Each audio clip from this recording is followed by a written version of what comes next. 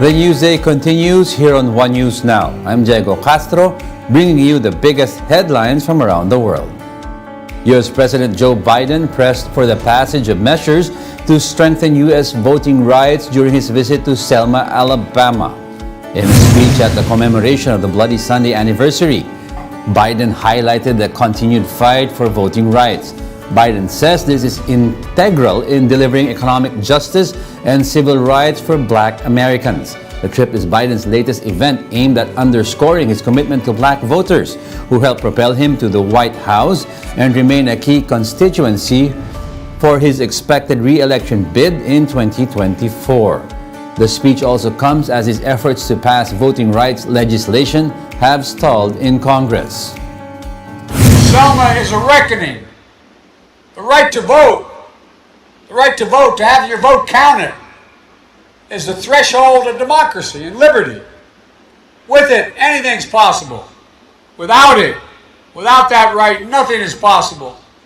And this fundamental right remains under assault. Ukrainians in Bakhmut have started to flee the city as Russian troops inch closer. One woman was killed and two men were badly wounded by shelling while trying to cross a makeshift bridge out of the city. A Ukrainian army personnel said it is now too dangerous for them to leave Bakhmut by vehicle and that people had to flee on foot instead. The city has been a prime target of Moscow, with Russian troops, including forces from the private Wagner group, pressing in. Russia capturing Bakhmut is expected to rupture Ukraine's supply lines and allow Russian forces to head toward other Ukrainian strongholds. China sets a modest target for economic growth this year of around 5% as it kicked off the annual session of its National People's Congress. Last year, China's gross domestic product, or GDP, grew by just 3%, one of its worst in decades, as the economy struggled due to the pandemic. In his work report, outgoing Premier Li Keqiang stressed the need for economic stability and expanding consumption. The Chinese government is setting a goal to create around 12 million urban jobs this year, up from last year's target of at least 11 million. Li warned, though, that risks remain in the real estate sector. The NPC opened on a smoggy day amid tight security in the Chinese capital. Almost 3,000 delegates gathered in the cavernous Great Hall of the People for the opening of the parliament on the west side of Tiananmen Square. Domestically, the foundation for stable growth needs to be consolidated. Insufficient demand remains a pronounced problem, and the expectations of private investors and businesses are unstable. Micro, small, and medium enterprises and self-employed individuals face multiple difficulties in business and production operations. The task of maintaining employment stability is challenging. There are many risks and hidden dangers in the real estate market. The operating risk of some small and medium financial institutions have been exposed. There are still many institutional barriers hindering development. China also announced a 7.2% increase in its defense budget for the coming year, up slightly from last year's 7.1% hike.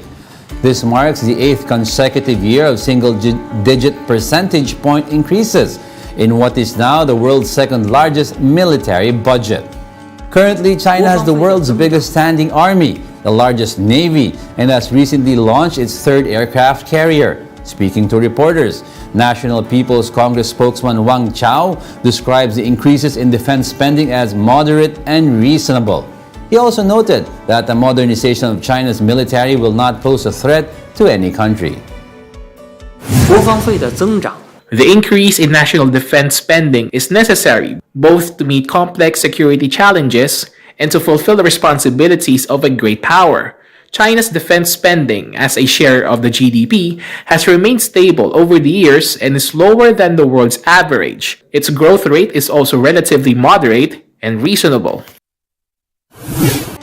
We'll be back with more stories after the break. Keep it here on One News.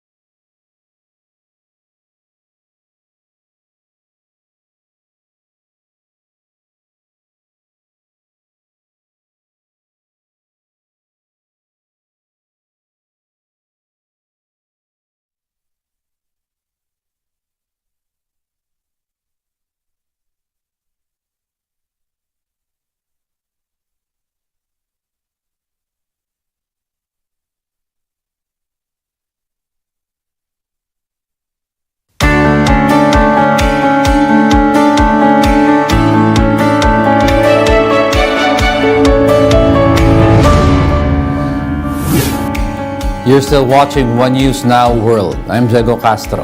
Investigations are now underway for the cause of a fire that broke out at the Hong Kong skyscraper in a popular shopping district. Firefighters fought the blaze that erupted at a 42-story redevelopment project around 11 p.m. on Thursday. The fire forced 170 people in nearby buildings to evacuate and caused blazing debris, including a bamboo scaffolding to spark smaller fires in adjacent structures. No deaths or injuries were reported. Firefighters extinguished the blaze around 8:30 on Friday morning. The UK is using drone surveillance from Portuguese firm Tecaver to clamp down on the illegal trafficking of migrants in the English Channel. More details on that from Bloomberg. Quick Take. The UK is using drone surveillance to clamp down on the illegal trafficking of migrants in the English Channel. Portuguese firm Tecaver's unmanned aerial vehicles use a combination of radar, video and infrared imagery to identify smugglers, which the Home Office says has led to dozens of convictions. Once a suspicious vessel is detected, high-resolution video is live-streamed back to the client, in this case the UK Home Office, for review. 84,000 migrants have so far been recorded by the drones as they made their journey across the waterway between France and England. Tecaver says that in some cases the drones were able to identify small boats struggling to stay afloat, allowing the Coast Guard to intervene and save passengers. But Refugee Law Lab, an advocacy organisation, says increased border surveillance could drive migrants to take more dangerous routes to avoid detection, potentially leading to loss of life. The UK, meanwhile, is expanding its contract with Tecaver to cover even more territory and collect richer data through the use of additional sensors on the drones.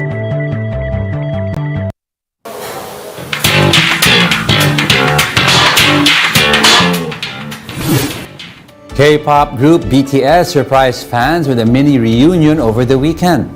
Jin shared a photo which shows J-Hope and Jimin paying him a visit at a military base. Jin has been promoted to private first class after entering the military last December. BTS agency Big Hit Music has also announced J-Hope's military enlistment. And those are the top headlines for the hour. Join us again at 9 a.m. as we continue to monitor the day's biggest stories. I'm Diego Castro. We are One News. All sides, all the time.